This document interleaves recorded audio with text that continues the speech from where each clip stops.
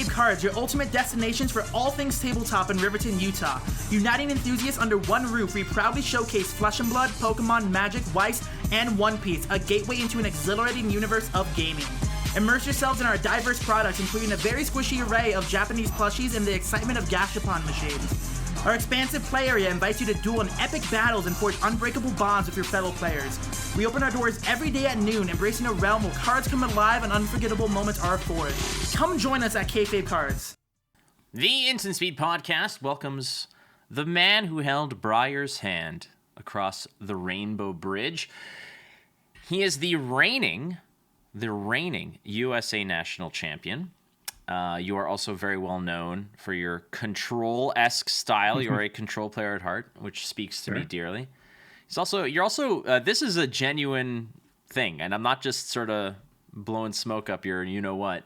You're probably one of a very few select of my favorite players in Flesh and Blood. And, I mean, there's a lot of people who I like and a lot of people who I admire and whatever, but in terms of play style, just... you know, the type of actual player you are one of my favorite Flesh and Blood players. But so welcomed Charles Dunn to Instant Speed. How are you, buddy? Thanks so much for having me. I'm doing great. I really appreciate the kind words there.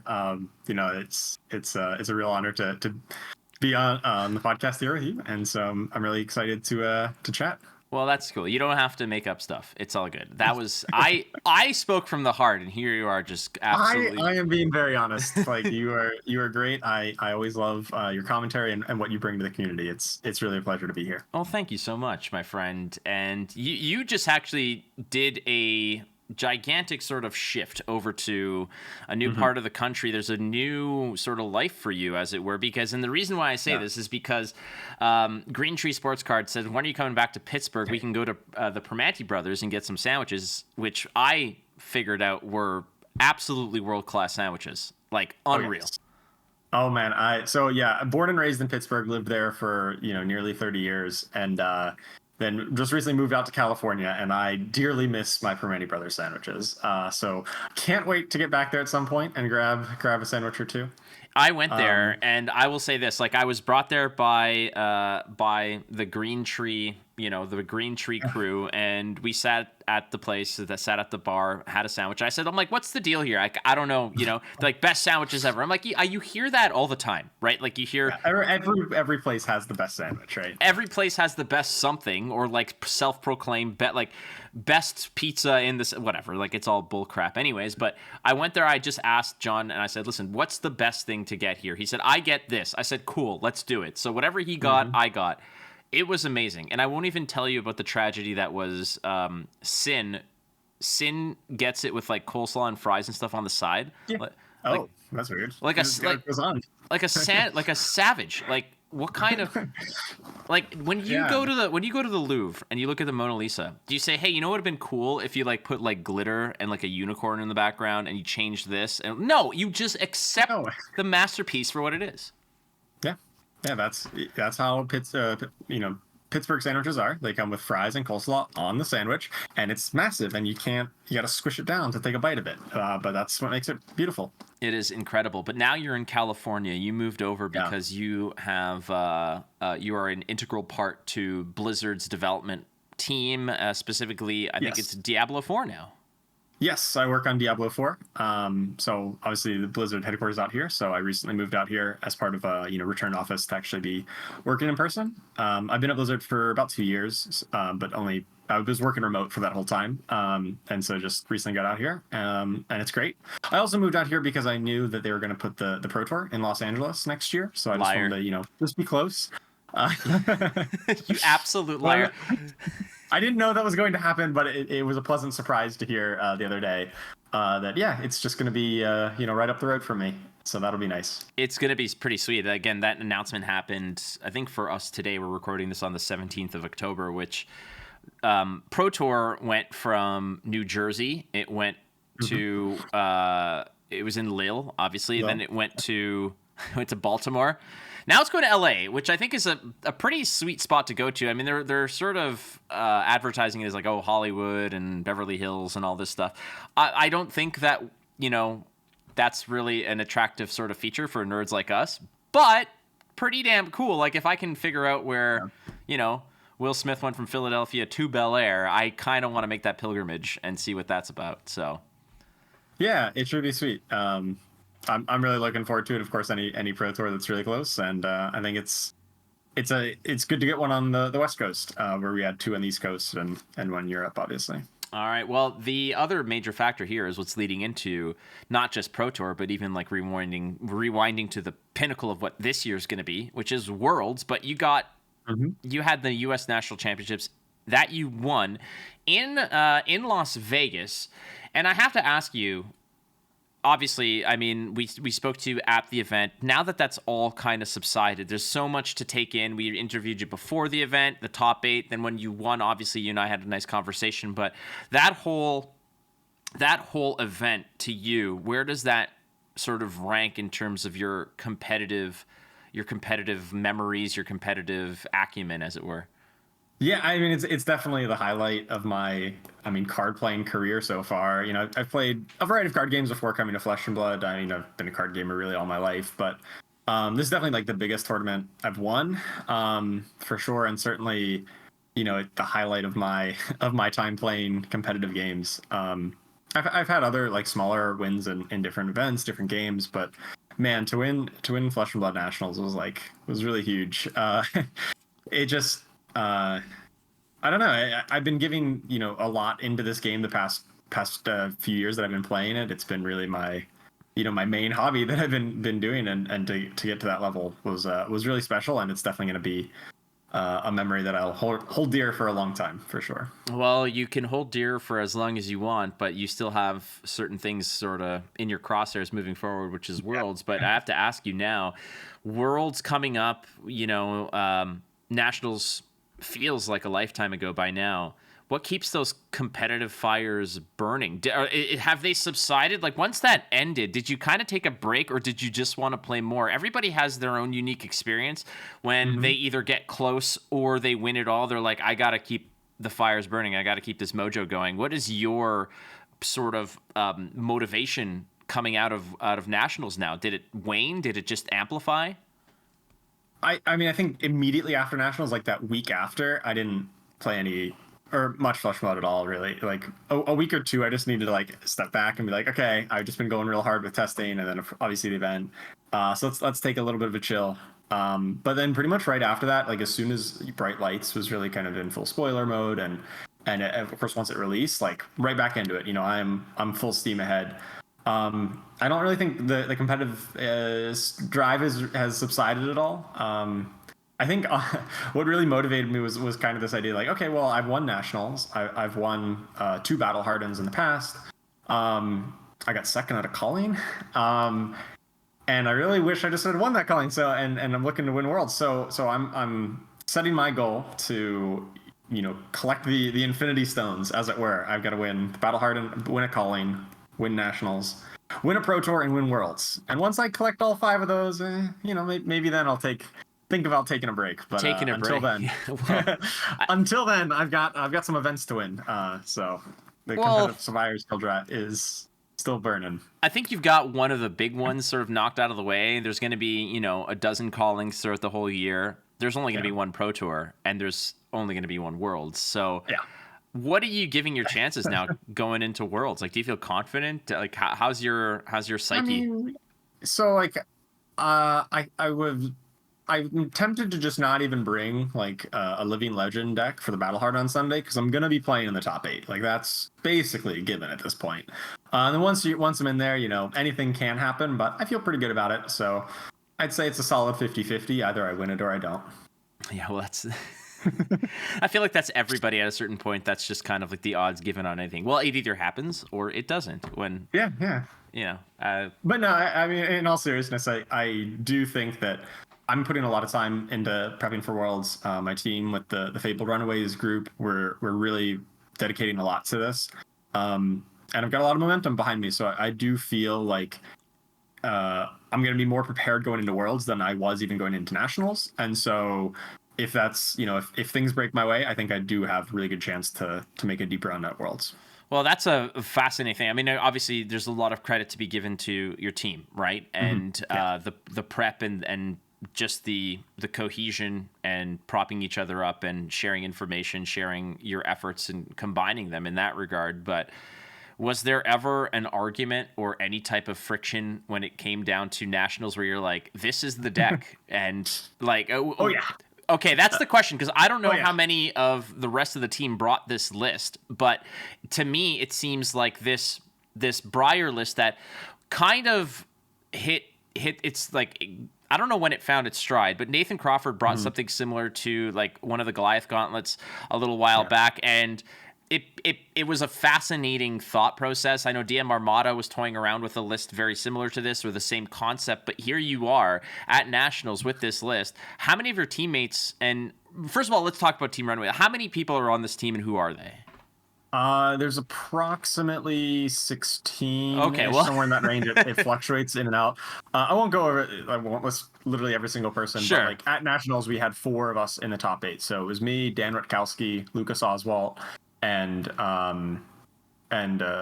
Fino Black. Okay. And then since then we've added Craig Krempels onto the team, who was also in the top 8 at Nationals. So we had good representation there. Well, and like of those 5 people, let's say if we're including Craig into this, as we should, Craig is an incredible human being and just such an awesome competitor.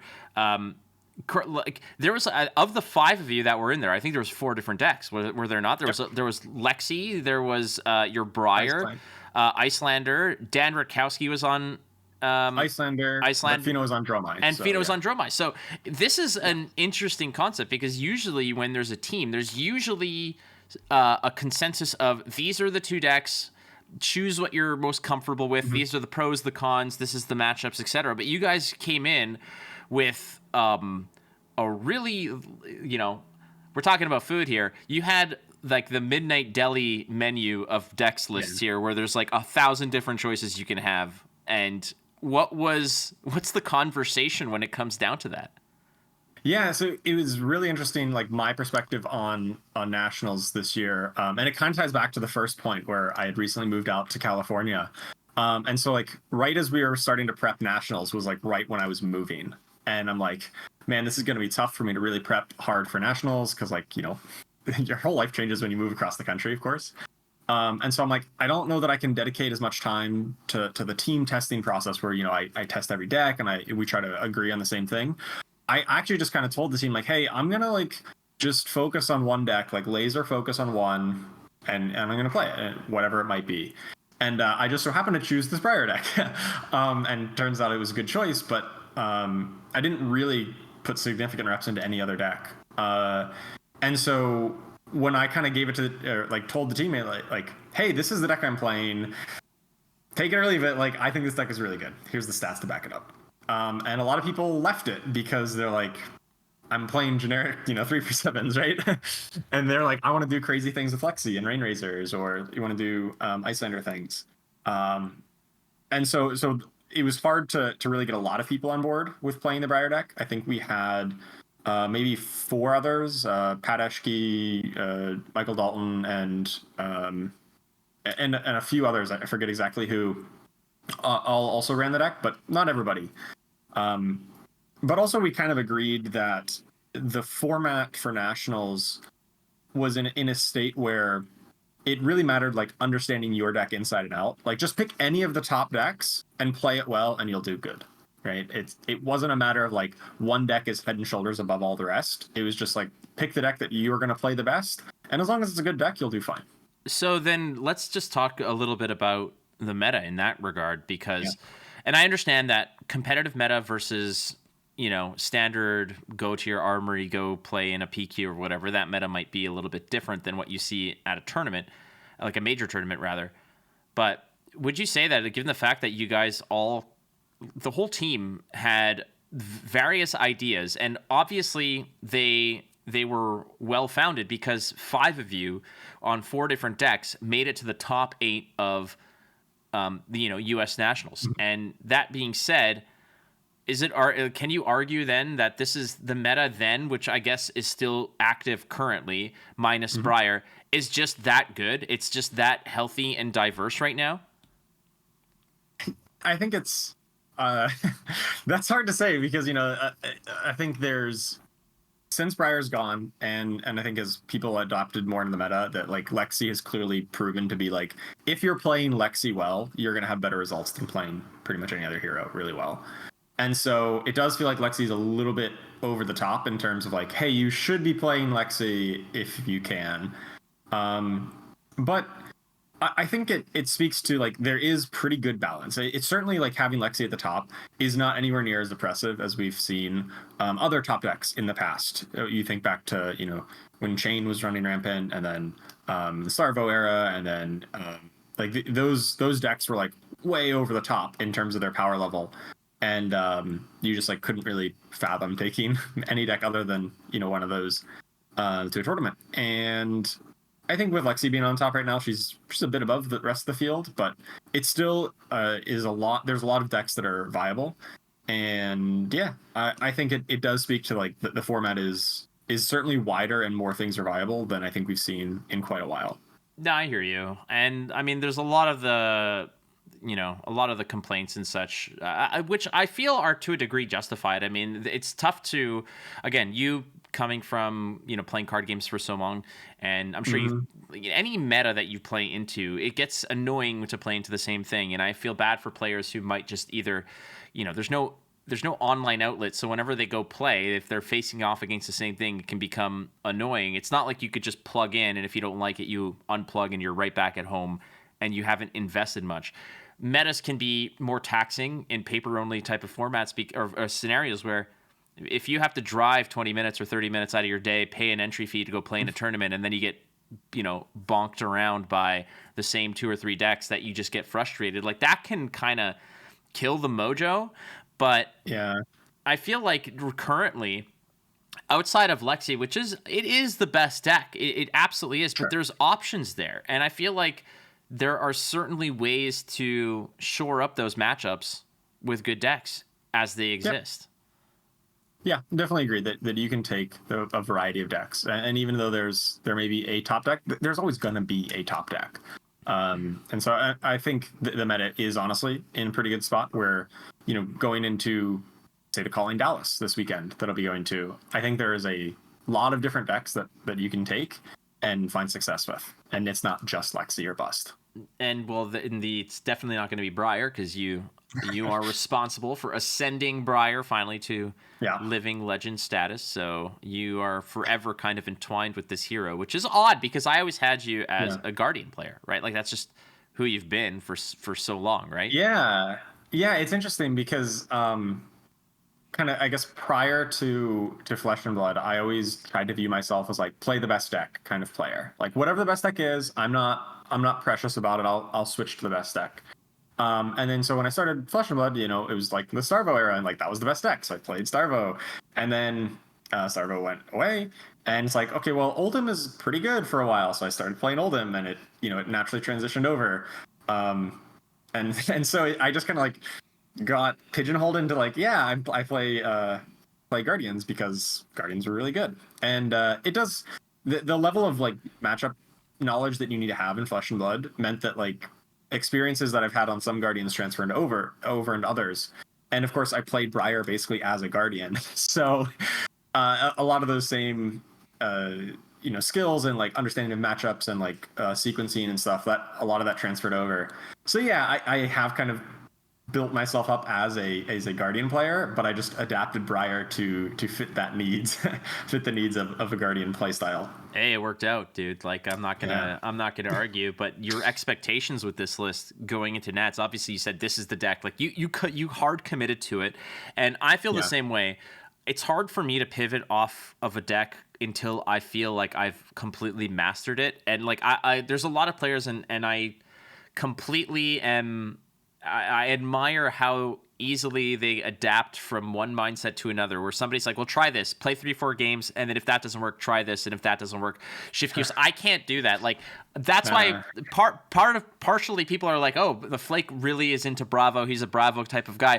I'm gonna sort of pull the veil back here. A lot of that is because I'm too lazy and I have too much anxiety to actually shift. Like this is a mental blockage for me where it's hard for me to actually pick up and learn a new hero, because I would love to do that with Dorinthia, but I can't. But for you, you have kind of the same mentality. You had hard committed to this list, and going into day one of US Nats, what were your expectations? Like, what to you would have been a successful tournament? Yeah, I think because of the way my prep was kind of weird, in the sense that, you know, I was prepping as I was moving and, like, you know, not starting a new job, but like starting a new work environment. I didn't actually have much expectations for myself. I kind of came to nationals. It was kind of like a free roll to me. I'm like, yeah, I'm probably not going to do great because, you know, I didn't really fully explore the meta. I just picked one deck. In terms of draft, I didn't have as much draft practice as I would have liked, and I just kind of only really knew how to play 2 of the 4 heroes in draft, Prism and Bolton. I'm just like, I'm going to play a light hero, like, and hope that works out. And so I honestly just, like, was accepting that, yeah, I might make day 2, I might not, I might scrub out, like, no expectations. And I just, you know, started doing really well. I knew the deck was good. I knew the constructed deck was good. I didn't know how good, right? If people kind of knew the strategy against it and understood what I was doing, then I knew I was going to lose a lot of my edge, because there was that surprise factor of, like, they expect you to be Channel Heroic Briar. And so once I got to day 2, I'm like, well, even though I was 6-1 at the end of day 1, and I'm like, even though I'm going into day 2, you know, I'm not going to do that well in constructed because people are going to know.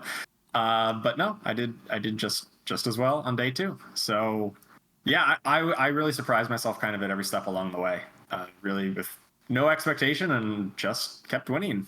That's not bad. I mean, when you, like, again, you know how good you are, but at a certain degree, you're kind of coming in with what a lot of people might consider a gimmick deck, or a deck that, you know, it's like, it might target a certain, you know, portion of the meta, but it might just get blown up by certain other elements. Was there a certain turning point for you, or like a particular round where you're like, holy crap, like, this has legs? Like, I just beat Alexi, I just beat a Dromai, and it was convincing. It wasn't a sweat. I didn't get lucky. I literally I grinded out, and I won according to plan. Was there a particular round that occurred where you're like, I can do this? So I think the first 4 constructed rounds on day 1, I don't want to say like cheesed my opponents, but I think every single one of them boarded as if I was aggro Briar, right? They presented lean 60 cards. They didn't have this game plan into fatigue. And I don't think any of those 4 games were particularly close. I felt very much in control all the time. Then the draft portion came, and that was like my big nervous part. I'm like, I don't know about draft. But I did pretty well in draft. I went 2-1 on day 1, and then I 3-0'd my draft on day 2. And after I 3-0'd that draft, I'm like, wait a second. I only need to win like 1 or 2 games of constructed here to make top 8. And so I'm like, okay, there's a chance. And then what do I get? First round of constructed, Michael Fang on Lexi. Like, okay, that's a tough task right here, especially because I don't have that surprise factor. He knows what I'm doing, right? He's, you know, they've scouted out, they've seen me, like, I have a reputation. So I'm like, okay, well, this is like the moment that I'm gonna like I could lose this, right? Because he knows what's going on, and he's obviously a great player. It was on feature match, came right down to the wire, right down to time, and I ended up getting the win. He conceded to me right as time was called because he knew he had like no cards left in his deck. And so yeah, that was just like, at that moment, I'm like, oh, if I can beat Michael Fang, who knows what I'm doing, I can beat anybody, right? Like that was the thought process. And so but also at that point, I'm still X1, and I just need to win 1 more round to lock in the top 8. And so I'm like, well, I got 3 chances to win 1 game, and luckily I won it the next round. So already locked it up, and I felt pretty good about it. I was gonna say, they didn't get 2 free sort of bonus rounds just to dick around and try some funky stuff. Now, obviously, you're not gonna throw a game like that, but it's just good to feel that way. But I guess coming out of draft, which is a little bit of a wild card, like altogether, did you prep a lot for draft specifically in terms of, like, if you were to give sort of a ratio of prepping for limited and prepping for CC, what would that be? Yeah, I think because I track a lot of my stats on my prep, I think I probably put in 120-ish games on Briar and constructed. So like quite a bit of games. and then I think I did on the order of 20 drafts, maybe a bit more, something like that.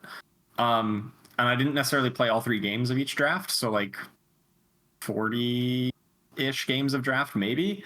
So yeah, quite a bit less. Yeah, definitely. Well, that was a lot of the conversation post, and a lot of people have their criticism of Monarch Draft in general, and I think that, I mean, I had mentioned this, and I may have ruffled some feathers saying this to certain people, but I had frankly just said, I was like, Limited is going to expose and sober up a lot of players who don't respect it that much. And obviously, you're opening packs and people are going to be passing to you, but it's a skill like everything else. Like it's something that you can absolutely refine, much like playing Starvo. It's like, yeah, you can draw all 3 elements and go haywire, but what are you doing when you don't get that?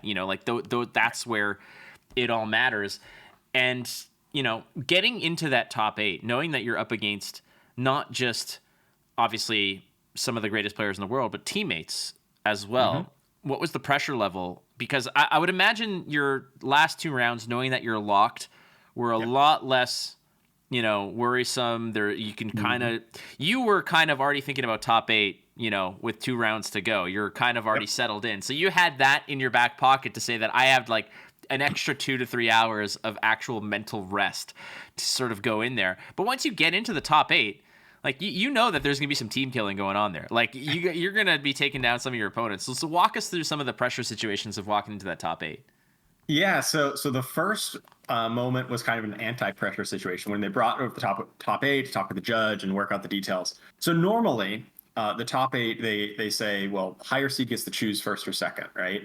But in addition to that, because they were going to stream each match of the top 8, they said first seed gets to choose when they play. Do you want to play first? Do you want to play second, third, fourth match?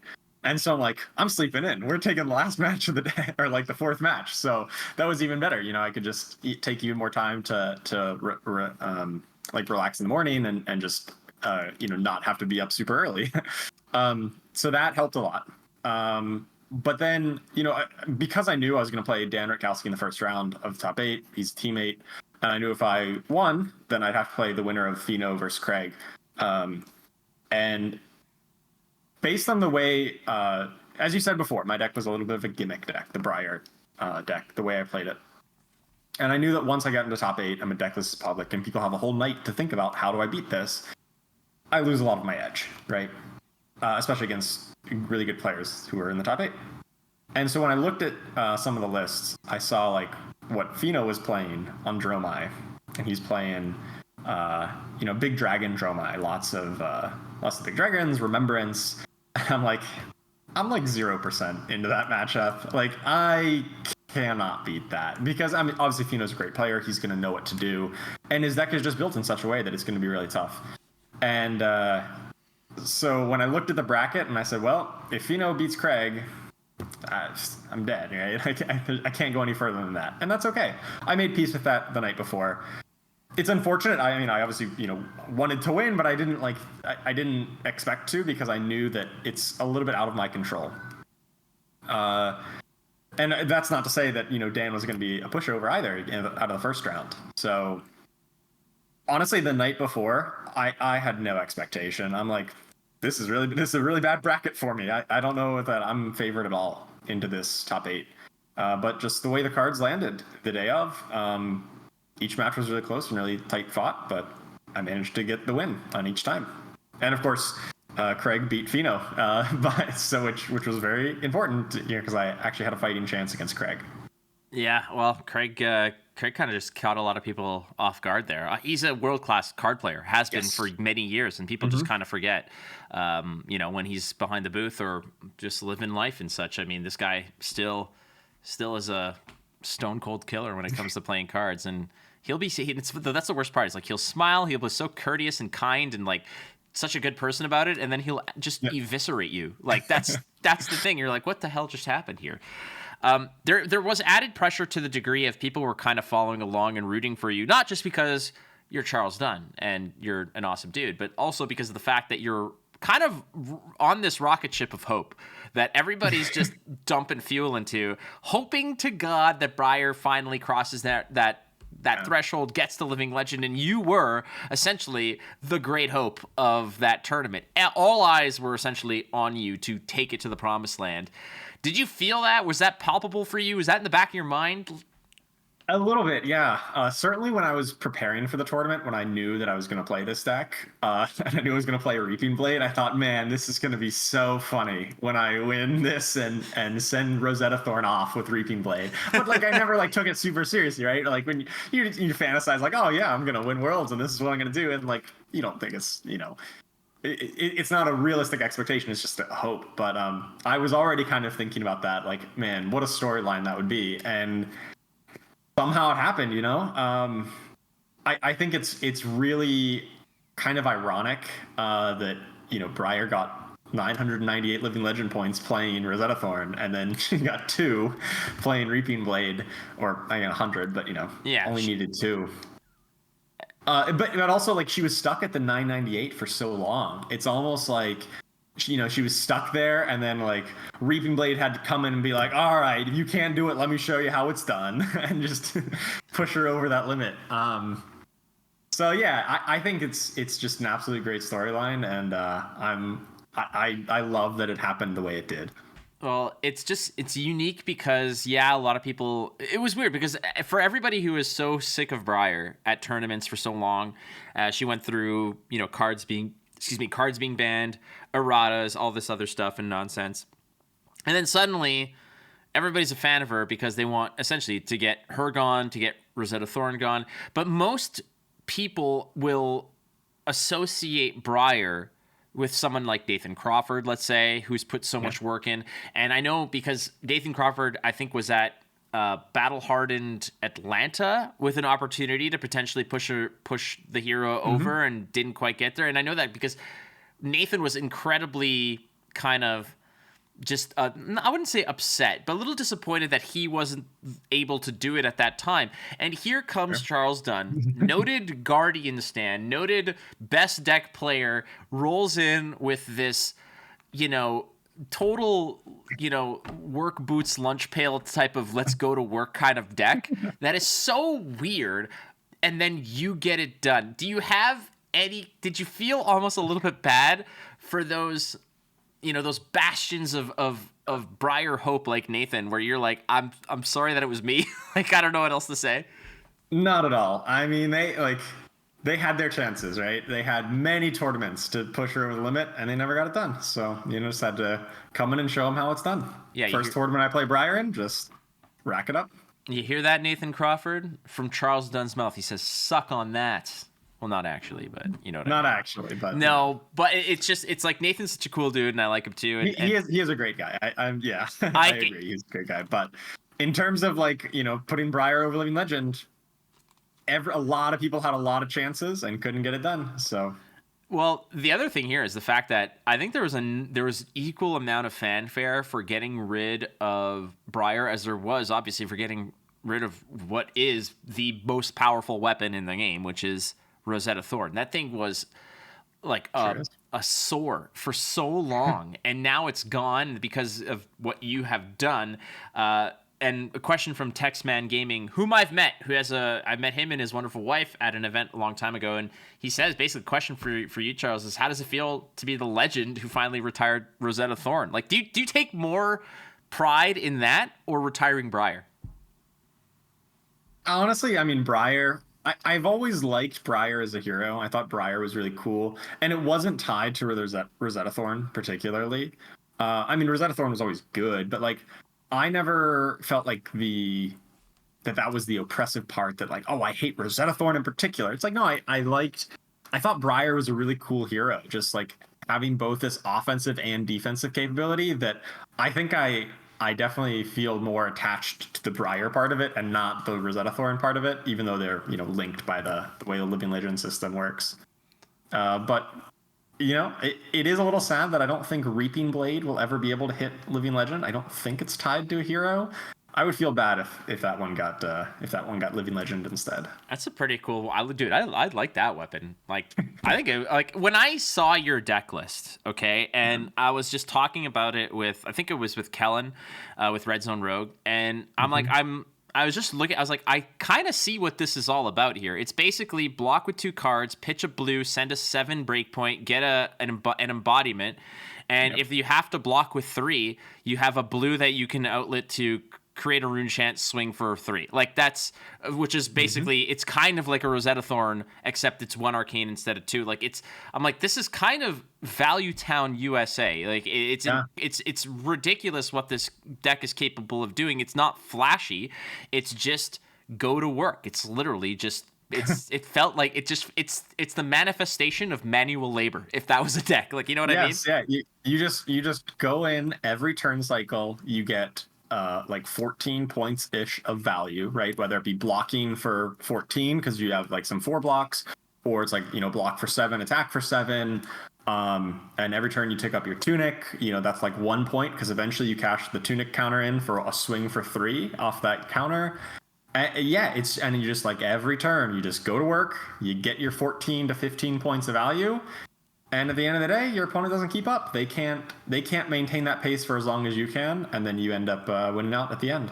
Dude, just grind them down. Lunchbox Briar is just some weird stuff, dude. But like no one else gets to play it anymore unless Charles Dunn, they play in a Living Legend tournament, which you did recently. I have played in one of those, in fact. And how did that go, Miss? Like, first of all, I like the theatrics here. Like, this is perfect. I like this, how you're playing this up. How did that go, Charles Dunn? So I won the Living Legend tournament at the Arcane Games and Events. It was a great tournament, filled with a lot of great players. And just took the good old hero that we're not allowed to talk about, but we have talked about him a little bit, Starvo. And Starvo is still very good in Living Legend format, and he got me the win in the first tournament of that format. AGE they do great work, and they've put on immense like these really awesome tournaments, of which, like we said, the production, the players that play there, they're awesome, dude. And the fact that winning this tournament, it's not like you won some rinky dink like 6-player Wednesday night armory where people were just testing out nonsense. You went in there and you threw down. Now, I have to ask you your first impressions of what the Living Legend tournament looks like. Is it... I know it's going to be this, like, a shit show of craziness, but can you kind of better articulate than me? Because I'm seeing this kind of this tornado of nonsense in my head. Can you make sense of it? Yeah, let's walk through. So, like, when I first got there, I knew I was going to play Starvo just because it's the deck I played so much in the past, and I was just like really looking forward to it because it's a deck that I have, some nostalgia for, and it would feel good to play some really high powered Flesh and Blood again. And so when I get there and I'm registering my deck, I'm just like smiling, like, man, I'm writing down Bravo star of the show. Like, that just felt right in a way. And so, like, I already have a big smile on my face going in the first round, and like, then I play a mirror match the first round. And normally mirror match is like, boring. But like, no, I felt like every turn cycle, like I was really engaged and like lots of thinking, like how to block, how to arsenal and pitching for crown and trying to set up fusion. And I had so much fun. Like that is really the bottom line, is that this tournament and Living Legend format was just so fun. It felt like the games were much closer. I had like 2 or 3 of my matches that day like ended at 1-1, and like we're both at 1-1 for so many turns. Like it was just such a great time to just play Flesh and Blood. The decks felt great, the atmosphere was awesome, and just the format is really, really enjoyable. All right, I'm going to ask you a few questions about Living Legends set, about this format and the deck and your gameplay. Did you get to play Awakening for like a billion? Yes. There was a time when I think I made 28 seismic surges or something absurd. And I remember it was 28 exactly. And so I'm like, can I just get like 2 pulverizes? Because I've got double. I can just pick up 2 of them, right? And then the judge was sitting next to me because we were on a feature at the time. And he's like, well, if you do, it only discounts the first one. And I'm like, foiled again. Wouldn't it be awesome though? That would have been hilarious. Just like invest the rest of that discount in like low risk mutual funds. Well, like I'll cash in on this down the road. Okay. Yeah. So Awakening, great card. Next question: did you face Seed's Chain? I didn't, in fact. The tournament did not have any chain players in it, which was a little surprising. I was really expecting to when I kind of wrote out my like sideboard guide. Chain was like one of the first ones I wrote down, like because I was expecting Seeds of Agony plus Duskblade. Just like, hey, Chain is crazy good, right? I don't know. It seemed like a lot of people were maybe scared off of Chain because of how strong Warmonger's Diplomacy is against him, which obviously when Chain was in Classic Constructed, he never had to deal with that card. So a lot of people were running Warmongers, and I think that scared all the Chains away. But this was just one tournament, and I'm sure that going forward, Chain has enough power to fight through it, and it just is going to take some time to figure out exactly how to do that. So you definitely will see more Chains going forward, but there weren't any this past weekend. Stubby's Phi. Were there any stories of like 40 plus damage output turns? Not against me, but yes, there was a Stubby's Phi player who did quite well. And yeah, he definitely like I was playing like, Starvo, which can go a little bit longer. And so like I'd be sitting down, we shuffle up, I was doing the sideboard, and like I'm tanking on my first turn or two, and he's already standing up, and I'm like, what the heck? And he's already done. And like, yeah, I just won on like turn 2, did my first attack, set an arsenal, and then killed you the next turn. Because that's how crazy you can get if with Art of War and Stubbies and Belittle and all that stuff, you just goes crazy. And apparently he did it enough times. I think he made top 8, and I ended up playing him in the top 8 there. Any OTK Viscerize? Yes. 2 of them, in fact. And I played 1. Neither of them made top 8, so maybe that's a little bit of an indictment of how it's positioned in the meta. But when I played the OTK Visceri, I was surprised at how good it was, into Starvo particularly. I think I was like kind of running hot. Like I fused like 3 or 4 times in the first like 5 or 6 turns. Like, so I was hitting him. Like I was doing the damage, but he was getting in the rune chance. And then he gets down to like 2 life or something, like pretty low. Like, hey, you got to go off now. And he gives me all his armor to stay alive. And he has like 20 something rune chance. I don't even know at this point. And he like pops Scalata, and he like plays Become the Arcanite to search for the new Sonata Phantasmia. And plays it, and I'm like, wait, hold on now a second. We need to do the math. And I'm like, okay, so X is how much, it's discounted by what? Like I'm like busting out the graph paper to figure out like how many rune chances he's gonna make. And I think the net result was he's like, okay, after all this, the Sonata creates 15 rune chance, and you discard 3 cards at random. And I'm like, oh, okay. And this was so, like, as it is shown on my TI 83 plus, like my exactly, like it's graphed out. Like, don't worry about it. This is a guaranteed outcome. So naturally I'm at 40 life at this point, and I think my hand is like 3 blues and a red, and I've got an arsenal. So I like pitch the red to activate Crown of Seeds because I don't want to be stuck with a red in hand. And then I discard my 3 cards and I AB 3. And after giving him all of my armor and the AB, I got a 1. I got a 1. I'm like, or no, I go to 2. I go to 1, but I'm like, I could have blocked with my Tunic to stay at 2, but I'm like, Tunic seems worth more than 1 point here. But like, all right, I go to 1, and so then he's playing. He's not playing Rosetta Thorn. He's playing like the Scepter that deals an arcane, and unfortunately, that means that he's gonna really struggle to get over those last 1 point of life total. But I mean, at the start of that turn, I thought I was dead. I don't know. Like we had to bust out the graph paper to figure out if I was dead, and turns out he came up just 1 point short. But it was obviously a super close match. How angry were people at the Prism players? I don't think they were that angry because I mean there's a lot of Starvos who obviously can struggle on the Prism, but I think a lot of the Prism players got really beat up by the aggro decks, by the Phis, the Briars that showed up. Like they just kind of ran over the Prisms. I didn't see too much anger there. It seemed like Prism was doing just okay. Yeah, that's how I feel in that regard. Like Prism was always kind of the odd hero out in that. Back when Chain didn't have Seeds, when Seeds was banned, it kind of struggled a little bit into the hyper aggro and dealing with everything else, but it was still a great deck. Now the other question here that I kind of want to wrap up on terms of what the tournament format looks like, did anyone bring and have success with heroes that were not yet living legend? And this is a conversation, obviously, because not just because, you know, the format itself is everything goes, everyone's legal, all cards are good to go, which caught a few people by surprise when they announced that. But beyond that, there are arguments, like talking to Yuki Lee Bender last month. She was very adamant, saying that she believed that Lexi was probably one of, if not the best deck in that format. And I kind of balk at that. And I understand that there may be some bias there. But do you think, did anyone show up with, you know, some of what is currently legal in CC?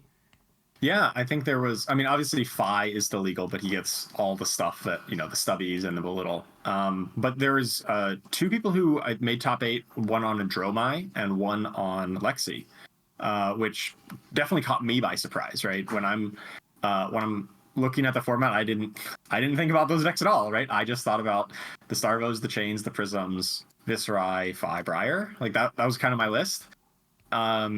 But yeah, I saw their lists, and like the Dromai honestly looked like kind of just standard Dromai. You know, it didn't seem too terribly out of the ordinary. Obviously, she doesn't have too many cards that have been banned. I think there was like some belittles in the deck, which is fine. I mean, things like Sweeping Blow reveal to it, but it's not a game breaker really. But then the Lexi was playing a little bit heavier on the ice, was playing like Chilean Ice Veins and like more ice arrows, which makes sense if you're expecting a really like aggressive meta that, you know, I mean, Starvo wants to hold a lot of cards in his hand. Obviously, Phi and Briar and all the other aggressive decks want to hold a lot of cards in their hand. So attacking with Chilean Ice Vein and the other disruptive ice attacks, it can be a pretty good strategy if you're expecting that kind of meta. I'm not sure how well the Lexi would do into Prisms. It feels like that's exactly what Prism wants to face, is somebody who can't really efficiently deal with all the little auras. But they did find at least some success making the top 8. So yeah, it turns out that it's a pretty wide format. That's awesome to hear. And like, I know that a lot of people are going to be just as intrigued by, you know, the best players in the world doing a battle hardened, living legend battle hardened in Barcelona. I just I wrote an article for LSS that I don't know when it's going to be published, but it was basically, they asked me my thoughts on, you know, on worlds and whatever, and I said, I like in that article, a little spoiler, I talk about how the global interest will probably be just as intense on how Living Legend format is going to shake out versus how Worlds are going to shake out. And you having gone through that gauntlet and seen what it is, what is your sort of assessment of that format? Even though it may have just been one tournament, it was probably the biggest one to date of that format so far. What is your assessment of it? Is it fine as is? Do you suspect that there's probably going to be some tweaks? Is there stuff that is just way ahead of the pack that it's just going to turn into another classic constructed meta type of thing where people are just going to complain about the same 2 or 3 decks? So I think that the format itself is like going to be a huge thing for Flesh and Blood. It's going to be like a really positive development to be more supporting Living Legend format. Not just at like Battle Hardened level, but like I hope to see a Calling next year have a Living Legend format and so on. I think it's going to be huge to bring more people into the game. You know, they can get their deck and they can play it in this format no matter what, right? It's not like something that's just going to hit Living Legend and then you can't play it anymore. Like there's an avenue to play any hero, and that'll be really appealing to a lot of players. In terms of like the actual structure of the format, I mean, obviously it's everything goes, right? No ban list, no nothing. I don't think first impression that anything is head and shoulders like busted, can't head and shoulders above the rest. I think Starvo is the best deck, but I'm biased. I love Starvo. I think there's ways to attack it. I think it probably has a bad matchup into well-built Prisms and probably bad matchups into OTK Viscerai. You know, just got really lucky, you know, to get away by 1 point in that one matchup. So there's definitely avenues to attack it. I do think that Awakening is like the best card just because it really limits so many decks potentials, like any kind of just aggressive attacking deck just like really gets shut down by Awakening. So I'm not advocating for any bans, but I think if we ever saw a ban in Living Legend format, I think Awakening might be one of the first ones on the list. Oh, that's what they mentioned when they were talking about Living Legend format and how everything's, and like when they were evaluating a bunch of stuff, and they were talking about Awakening. I think I think it was Brian Gottlieb who wrote that article, but I'm just mentioning the fact that this is a card that will never be printed again. That will never be legal in Classic Constructed. Like, don't hold your breath. We're never doing this. But James wanted, basically leashes off and go crazy. And you mentioned like, oh, there's nothing. I like how you said it. It's like there's nothing busted in that. Like there's nothing ultra busted in the format. Well, everything's busted, frankly. Like, everything's busted. But when everyone's broken, no one's broken. Exactly, and it's that kind of mentality where people are gonna. You may have like a unfavorable matchup to a degree where you feel like you just got stomped, but that person will then go somewhere else and get stomped by something else. I think that the format as it is, and like you mentioned, Awakening it is what it is. But can I quote you as saying that you do believe Living Legend format will at some point, have its own ban list or suspended list? I think at some point. I don't know that, if they're supporting it at a high level, I think it can go easily like a year or so of playing it, and you'd still find interesting things to do before it starts getting stale. I could easily see many high-level events with a no ban list, but some point down the line, I think something's gonna probably get hit. I like where this is going, though. I mean, I see so many of my friends who play Magic, which I didn't get to do until the past, let's say, 5 years or so when I got into Magic. I mean, they're talking about modern and legacy and all these other, and pioneer and historic and whatever, and like all these. A lot of this is just but a lot of this stuff is just stuff that I never had the opportunity to do because I get kind of priced out of some of these bigger formats. Whereas playing in Living Legend now, the LL format is just, I guess, kind of like Flesh and Blood's version of Legacy, right? Yeah, and I think it needs that. I totally think that the wider Flesh and Blood, community, like for the growth of the game, it's going to be really good. Just because it has everything, right? Functionally everything, and because I think when I talk with people who are trying to get into the game for the first time, one of the like kind of hangups on it is like, well, if I if I get this hero that's going to hit Living Legend, well, then I can't play it anymore, and they're nervous about getting into a certain hero, like. But if there's the case that, well, yeah, you can't play them in these tournaments, but here's this other tournament where you can, it's a lot easier to get more people in the game and just grow the game that way. And I really think it'll be good for the long-term health of competitive Flesh and Blood and just Flesh and Blood in general, of course. And I want to again shed some light here, the fact that it was AGE who put this on, and it was awesome to see, and it was just awesome in general, and they're great. They're great people. There's a question that's coming in from, I'm going to pronounce this like with the French in me that where I was Nudre. I don't know if it's neuter or Nudre, but either way, it's the question is are private tournament circuits like AGE and Realm critical for growing the game? Should LSS be supporting these circuits? Now, I'm going to interject there really quickly and say that LSS does support a lot of these circuits. They are aware of them, they support them, and they're very happy with them. A lot of the times when I'm at a Realm event or a Realm circuit event or something like that, I'll get asked by someone at LSS what the vibe is, how's it going, and they're super happy about that. But on your end there, you're playing in these. How important are these things? Yeah, I think they're absolutely amazing. As a player, just like, hey, just going to these different tournament circuits, hosted by wonderful organizations, wonderful people. I think they are very critical to the success of Flesh and Blood. And I'm very happy to go and support them and hope to see them grow. You mentioned the AG and the Realm are like probably the two biggest ones, but I hope to see more pop up throughout, in different regions and different areas. Because it really is like that kind of grassroots tournament scene. Now, LSS does a great job, I think, with their premier play between Battle Hardens, Callings, Pro Tours, etc.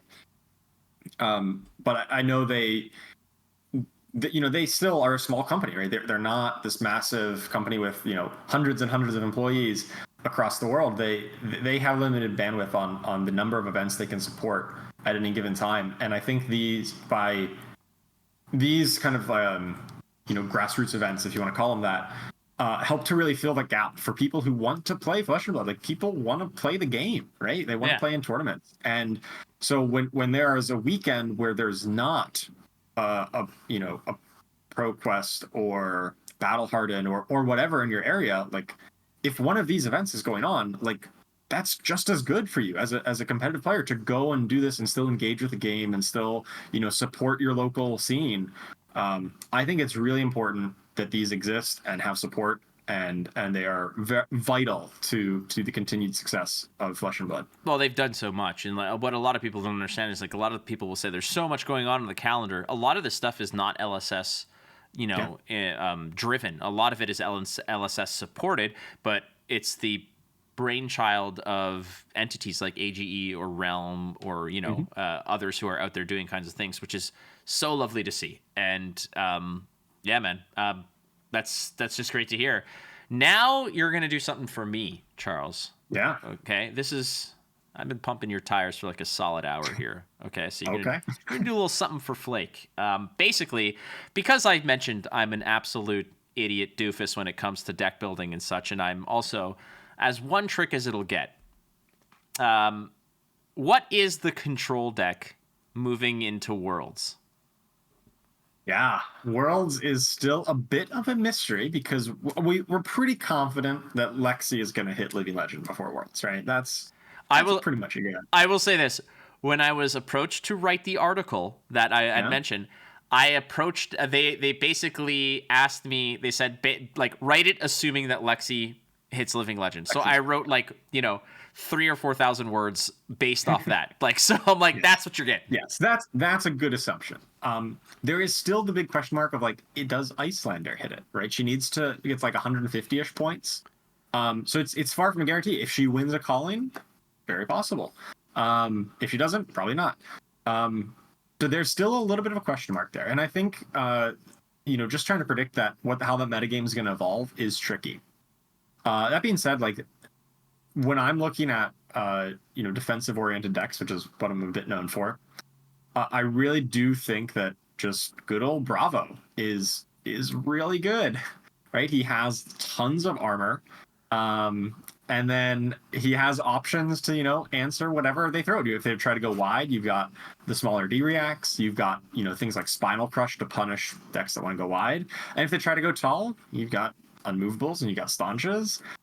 It just feels like he's the most complete package, whereas I see other defensive decks like the Warriors trying to play Decimator Great Axe, and I just see some faults in their game plan against the wider meta, whereas I think Bravo has the potential to kind of be the most complete package going forward. Oh, just music to my ears, Charles. That's all I want to hear. I didn't even prep you for this. Check the notes. The notes doesn't say anything about Bravo. It just merely says what's the best control deck moving into it. And again, assuming that Lexi's not going to make it, I didn't even think about Icelander. I had it as a hero to watch. Obviously, it's a high skill cap, very rewarding hero. It's a very good value type deck that can kind of pull the rug from under you. But man, Lexi's just one hell of a beast. But yeah, where's she at? I think she's literally 50 points away. Oh yeah, she's done. Through the pro quests, now that each constructed pro quest gives 4, I think, she's gonna win at least a dozen pro quests or whatever. Way more than that, obviously, but at least to put her over the limit. Whereas Icelander needs way more, probably needs to pick up one of the calling wins, either at Dallas or there's another calling. I forget exactly where. Yeah. I have another question here. This one from Dylan. Hammer for 4, which is great. Asking, I do like Hammer for 4. Hammer for 4s are the best. I call them I call them the John Cena of hammers. Whenever you roll in with a Titan's Fist for 4, nobody ever blocks it. They can't see it. It's the John Cena of hammers. Yeah. They cannot touch it. The Phantom Hammer, Secret Agent, 00 Titan's Fist, just totally ruins face. But Dylan asking, any insight or advice on finding the strongest defensive tools? How does Charles identify if a hero, class, or card can support a fatigue or defensive strategy? That's good. What are the fundamentals of a hero to say, hey, this has the makings I was gonna say of a varsity athlete. That's the Sopranos fan in me, but like, you know what I mean, of like a defensive hero. All right. Yeah, I think there's two fundamental problems that any kind of like fatigue oriented deck needs to overcome. And one is that attacks generally attack for more than block for, right? So you're attacking one card for 5 and your blocks block for 3, maybe 4. And so you do need to find a way to kind of tip the odds back in your favor, right? Like why, like how are they not going to just fatigue you if all you're doing is blocking? And so sometimes that means you need really disruptive attacks, right? That's why I think Bravo can do it, right? Because if I throw crippling at you, I'm gonna get like 3 cards out of you. Like I'm gonna recoup some of that lost value. Like, yeah, I'm blocking 2 cards on your attack, but then I'm throwing this big one, and I can kind of rebalance that card economy difference. In the past, things like Crown of Seeds, Rampart of the Ram's Head, Oldham's Earth React, like can let me block without losing a card out of my deck. And so those helped close that gap too. And even like getting an Embodiment of Earth in Briar really helped with, closing the gap on the card economy, because now all of my cards block for 4, right? All of my blues at least. And so kind of closing that gap and like answering like, how are you going to do that? If you just fill your deck with 60 cards that block 3, maybe 4 if they're a D-React or something, you're going to get fatigued if you just start blocking, not the other way around. And then the second thing I think is you need to overcome the difference of like they get to arsenal a card and attack with it. And unless you arsenal a D-React, you can't block with your arsenal card, right? So like you have 4 cards and they can have at least 5.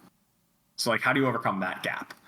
And so once again, my favorite card, Crown of Seeds, overcame that pretty well, because you could pitch and draw it back up, and now you can kind of defend with 5 cards in a way. We don't have Crown of Seeds anymore, so how do you overcome that? Maybe it's more D-Reacts, maybe it's other ways. Maybe more life gain cards that you can kind of play out of Arsenal.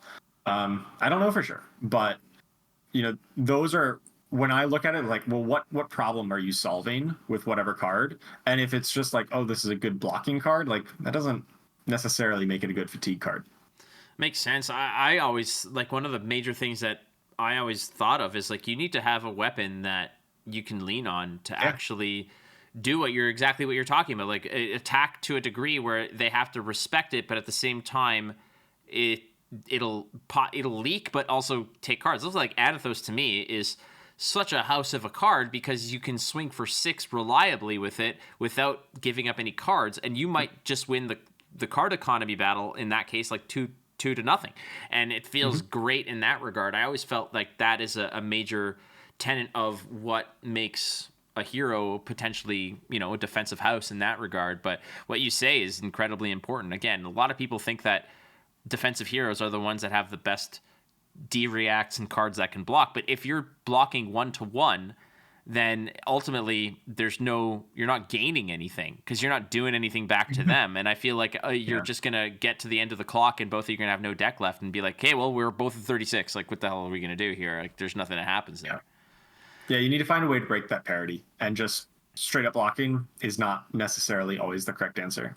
Beauty. Well, you're not just a card player. You're obviously involved with other things. And this is going to be our Patreon Tier 3 exclusive content. So if you haven't done so already, friends, Charles and I are going to talk a little bit of Diablo 4, a little Hearthstone. We're going to talk about a little nitty-gritty about all kinds of stuff. So go to patreon.com/instantspeed for as little as $2 a month. You could support the channel and get access to all the kind of cool stuff. Well, I genuinely do sincerely appreciate you being on the show and chatting, and it's just your career, like I said, and I wasn't lying. I watching you play and your style of play and your demeanor, it just really is something that I take a lot of enjoyment watching. Some people will find it boring, but that's fine, man, because when it comes down to it, when you're playing against somebody, one of the skill sets is patience. I mean, that's something that you have to hone, just like everything else. So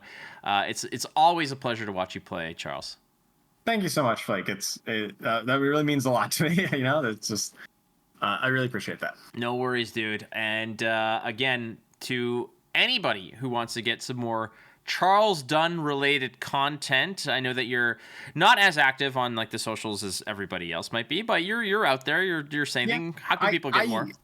I read a lot on Twitter, so like if you tweet something at me, I'm probably going to read it, but I don't necessarily tweet too much out myself. But if you have any questions, feel free to ask me there at tinman354 on Twitter/X, whatever it's called these days, and I'll see what I can do to respond and answer any questions you got on there. All right. Well, you're going to be in Barcelona, right? Yep, absolutely. I'm going to give you a nice little platform here, and I'm going to do this, I think, leading up to it. I love this. I love creating a little bit of narrative, maybe a little bit of friction. So I'm going to give you a solid like 20 to 30 seconds. Just talk some trash, dude. Go out there. I'm going to sit back. I'm going to give you all the spotlight. Start running amok. Start calling people out. Dude, just rattle some cages, man. Like, you want some names? I'll throw some names out there for you, because I heard that that Matt Fulks says he doesn't like your glasses, which I take offense to, because we have the same freaking glasses. I love these glasses. These glasses are great. But I mean, I do remember something from Matt Fulks about how he was like crying that he didn't get to Living Legend Briar, same as Nathan Crawford. I got the same response. You had your chance. Didn't even come close. Absolutely. And what? I don't think he's gonna come close to Living Legend Another Hero for quite a while. So, I don't know. Who else, man? Come on, give me some. Who else? I heard that. I feel like I've gotta talk some smack on some of the OGs of the Flesh and Blood scene. A lot of the Australia, New Zealand, originals who, Matt Rogers, for instance. Who have like, I don't know, probably 25 PTIs banked up. And I still have I feel like he ran up all of those in the early days when no one had any clue how to play the game. And since people kind of learned how to play the game, haven't seen a lot out of them. So nice. We'll see. You can come take me down at Worlds, but as long as you're not allowed there's like two people you're not allowed to talk shit about. Okay. Brody Spurlock, you're not allowed to talk shit about. I was just about to talk about Brody. Okay, well, hold on. We'll give you a pass on I wasn't actually. I was just no matter who you said, I was going to say that. Well, I would have given you the pass and be like, I want to hear this, because I have no idea what you could possibly say. The other one is Pablo Pintor. Though you could if you want to, but I failed to see any fault. Yeah. No, I mean, I was gonna, I think, Brody, obviously, great player. He goes to a lot of events, but I think he's more of a beast of quantity rather than quality, right? He goes to literally every event. Like, I bet there's an armory down the street that he's probably at right now, down the road from me, even though, he lives on the other side of the country. But he's probably just won that armory tonight. But yeah, I mean, I think he's in the same vein. He just racks up all the small tournaments, wins all the Battle Hardens, but never has won a national championship yet. Damn right. I heard a rumor that that Nick Butcher, when the plane that he comes in on lands, he claps. Yeah. He claps. Like when he flies into. That is the worst offense you can ever make on a plane. Yeah. You get on the plane. You find your seat, you put your bag up, you sit down, you say no words, you make no sounds, and then you get off the plane and leave. Yeah. That's how it works. Absolutely. I don't make the rules, I just follow them. I also saw Matt Fulks put ketchup on his steak, dude. Like, forget it. Like, I'm just creating a little bit of like friction here for this tournament because everyone's too damn nice to one another. So I want to. No, I felt that. I have felt that. I have heard this from you, from other casters, that people are too darn nice. Which, to me, I mean, I feel like I'm generally a pretty nice person, but I legitimately think that most players in the game are really bad at the game. Even a lot of the top players are just really, really bad at Flesh and Blood, and I intend to prove that. Well, I proved it at Nationals, and I intend to prove it again at Worlds. Just, dude, just be you, and that's all we can do. And keep rocking those glasses because they're freaking. They're great. I love these glasses. Hell yeah. What's your prescription, out of curiosity? It's not much. I think it's like literally negative like 1.75 or something. It's small. I don't know for sure. I haven't actually got new glasses in a while, but well, dude. I can see decently well without them. I just can't read anything more than like an arm's length away. Wow. But I can see it. I just can't read it. Bless you, child. I'm at a solid -8 in both eyes. Jesus. Yeah, all it's right. pretty bad. All right, friend, dude. I sincerely appreciate you coming on the show again, and thank you so much just for being you, brother. Yeah, absolutely. Thank you so much for having me. Like, no worries. Well, that does it for another episode of the Instant Speed Podcast. I want to say thanks to our sponsors. Obviously, Kayfabe cards. They're so huge. They're so awesome. Kayfabe, by the way, hooking me up with some Pokemon cards because I'm going to be playing in the Pokemon Regional Championships here in Toronto. Ooh. So they'll be hooking me up. If you want to get some cards, Flesh and Blood, Pokemon, whatever it is, go to kayfabecards.com. Be who you want to be at Kayfabe Cards. I want to say thanks also to our patrons, because you guys are so kind, so nice. You guys submit so many awesome questions. You guys are just the number one, and I love you guys. That's all I'm going to say about that. And outside of that, if you guys want to get some cool Instant Speed merchandise, you can do so at a pretty decent rate if you go to berrygoodembroidery.com/ISP. All the links are going to be in the stuff here. Charles, the man. thanks, Mike. You're the man too. Nice. All right, friends. Don't forget, you're not losing if you're learning. We'll see you next time on ISP. Bye. Well, I work hard. How come everybody wants to shuffle my cards? And I think that it's true. There's nothing of importance on the 6 o'clock news, and I believe